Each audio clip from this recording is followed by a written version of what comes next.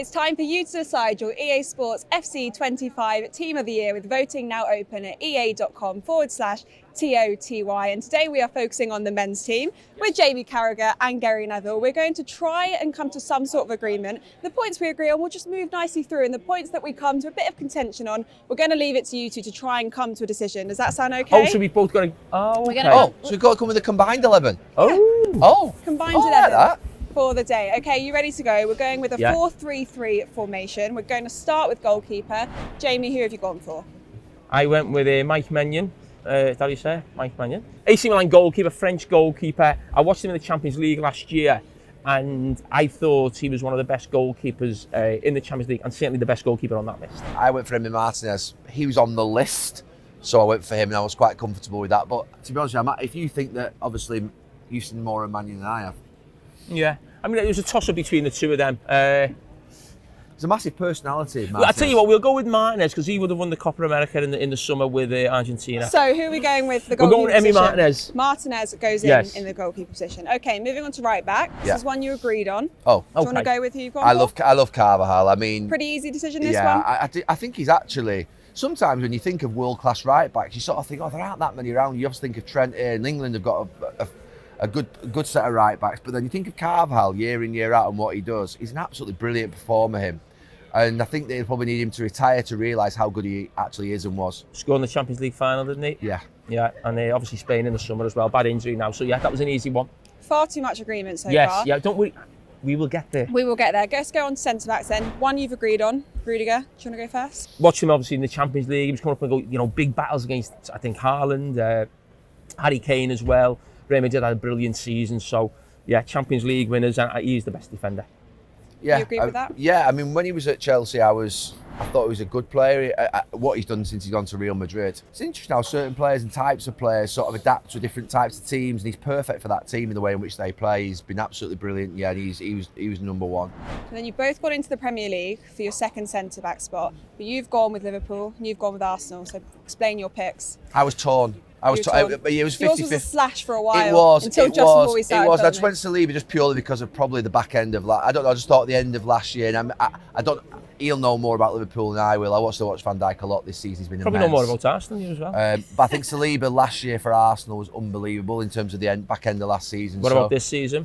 No, I have to say that I think Saliba's still been pretty good. And I think that Van Dijk's been sensational. So it was a toss of the coin for me. Van Dijk for me. I think of the Carabao Cup final, and what I would say about Saliba, I love him, but he's more of a partnership with Gabriel. You always think of the two of them, whereas Van Dijk always has to play with sort of three different partners throughout the season. Those leadership qualities. Yeah, I think the great centre-backs make other players look like great players, and he makes the player who plays alongside him look like a great player. And arguing Saliba with that with Gabriel, though? There is an argument, though, when Saliba obviously was missing for Arsenal in the previous season to last, they absolutely fell to pieces, and it all completely went pear-shaped. So, what? No, my point is, you can't just say Saliba and Gabriel are a partnership. No, but they are. What I'm saying is...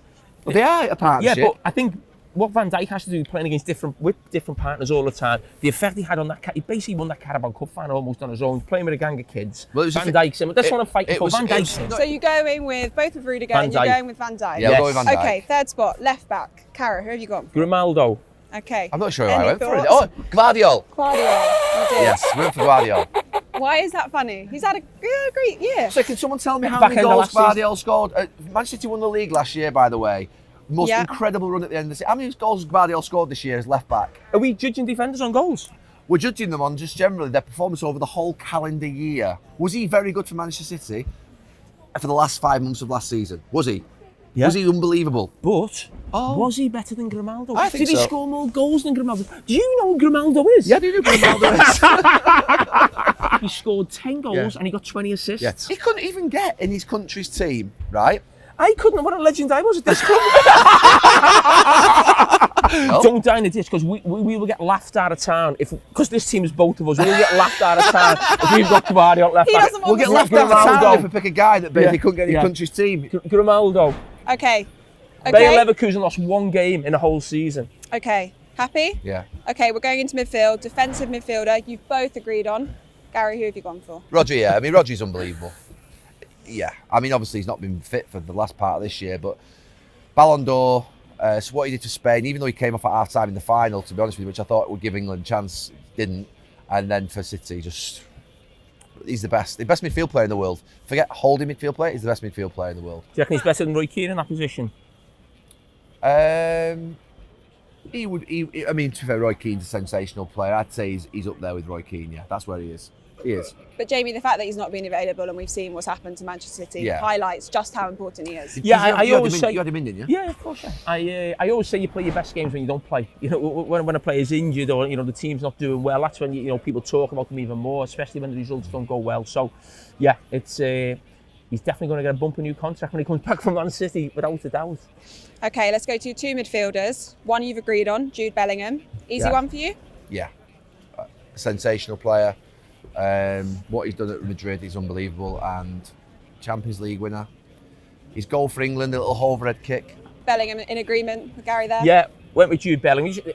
Listen, it's not just his ability, his personality, his character. Such a young player to just go in and almost own Real Madrid. I mean, I just pictured the start of last season, just standing in front of the Bernabeu with his arms outstretched after he scored another goal. You think of all the great players they're already in the team, and nothing seems to faze him. It's the biggest club in the world, and he's just gone there and just sort of, just grabbed it. I think so. Wearing Zidane's number. Yeah. It takes some guts, that, It takes some guts to do that and go there and think that you can sort of like play in that similar type position, wear that guy's number who's like up here. Yeah. Put more pressure on yourself and he handles it. Okay, the other midfield spot, point of contention. Who have you gone contention, for? Who did you go for? Verts. I went for Verts. Who did you go for? I went for, you've just threw me there. I went for Pedri. Pedri. I like Pedri. I think Pedri is the best midfield, like that number 8 midfield. I had Bellingham in my head as almost like the number 10, and Pedri is the number 8. If you got Verts, I'm happy to go for Pedri because, to be fair, this was one I wasn't sure about, to be honest with you. Well, Verts, strong argument for him, to be fair. Key part of the team. By a Leverkusen team, exactly, him and Grimaldo. No, him and Grimaldo, yeah. No, I'll be honest with you. I'm happy to go with Pedri though. I love Pedri. Okay. Yeah. Pedri's going in. That completes our midfield. Yes. Let's move on to the right wing. Now, I'm a little bit surprised at someone you omitted who you've included on the right wing. You've not gone for Salah? No. Oh my goodness gracious! This man's going to get kicked out of his own. Is that because he's basically said that he's going to leave again this week? No, I went for Yamal. I mean, he's 16. He won the European Champions. He's the best player there. He's done very well, Yamal. Yeah, he's done very well. All right. Yamal. For me, when he's not listen, for me, I just think he's going to be the next Messi, Ronaldo type. I just think when we're picking these things, more often than not, I know it's on a calendar, but sometimes if you're picking the Ballon d'Or, it's almost about the tournaments. Like normally, that plays a big part. And I just thought watching him the tournament at his age, watching Spain, and when he said before about Rodri being missing, he's been missing a little bit in the last few weeks and months for Barcelona, and they've completely fell off a cliff. Barcelona won 14 of their first 16. Yeah, exactly. He was sensational. So I just went for Yamal. Yeah, I mean, I thought he's a sensation. I just thought I remember doing the games in the summer, and he was fantastic. But I think he'd only scored like 3 or 4 goals for Barcelona in the end, like whole last season. So he wasn't like amazing for Barcelona. And I just thought Salah's like been. You can't deny Salah. He's just. I mean, I know that I love that kid. He's fantastic.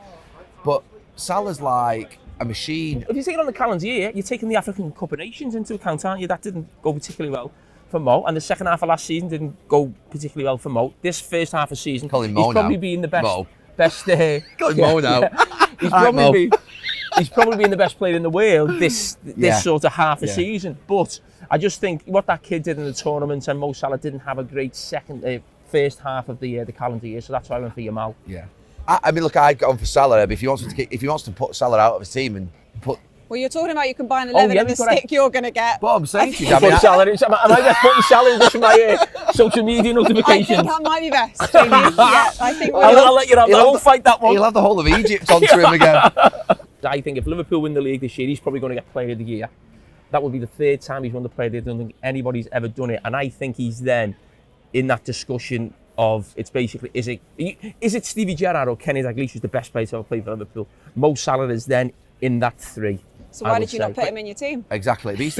Because I'm judging him on the whole of the calendar year. But don't try and grab victory from defeat. You have absolutely messed up with this one. Salah should be in the team. Salah goes in the team. Salah's going in the team. I'm not going to argue that both one. Happy. Left wing, you've both agreed with this one. Who have you gone for? Vinicius Jr. yeah. Easy one for you both? Yeah, I mean, watching him in the Champions League, and I watched him away at Bayern Munich. He actually played centre forward that night, and he was sensational. And you keep thinking when they brought Mbappe in, how's this going to work?